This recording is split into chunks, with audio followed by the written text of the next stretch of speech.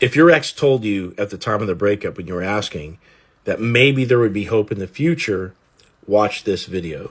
Hey, I'm Coach Benny, and I help people get their exes back. And for 5 years, I worked with people to create attraction in others as a dating coach. And from that unique perspective, I give advice on how to use attraction to get your ex back. Now, at the time of the breakup, if your ex was telling you that maybe there would be hope in the future, usually some of the other things they're saying to you during this conversation are, I can't give you what you need. I feel really overwhelmed right now.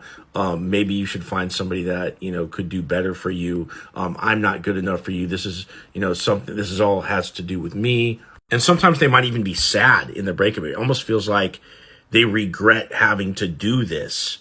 And what's going on with that is that this breakup is actually a coping mechanism for them because of their own internal fears, because of their own low self-esteem, and also from them being overwhelmed. Now, the reason why they say that there might be hope in the future, but they don't want to lead you on, so they don't want you to get your hopes up. They still say there might be hope in the future. It's because they know on some level that they're simply coping with their currently existing bad situation. It's not a sound decision based in a secure attachment style, in other words. But again, they will tell you, hey, I don't want you sitting around waiting. I don't really see a future right now, but maybe there is hope in the future. So in a sense, you can kind of see how this is sugarcoating. But, if it was just sugarcoating, you'd be able to tell because they'd be saying everything with a certain demeanor. But a lot of times they are sad when they're saying this, and it's what confuses you. Other times they'll be super cold and super distant, but again, that's super confusing because they've never been like that earlier in the relationship. So when your ex says to you, maybe there is hope in the future, what do you do with that? Well, the first thing is you have to watch their actions and not their words.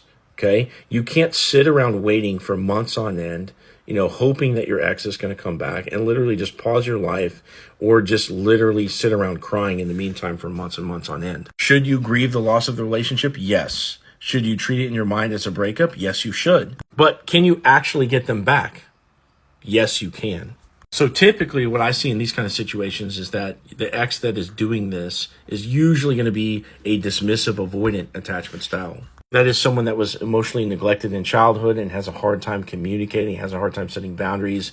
They get very overwhelmed very easily. They feel attacked very easily. They can't handle criticism that well. And for these types of people, they need some time to stop repressing their emotions about you, after whatever point they are ready to break up. So in a case like this, you need to go no contact, and it's going to be for a period of months, unless they start coming to you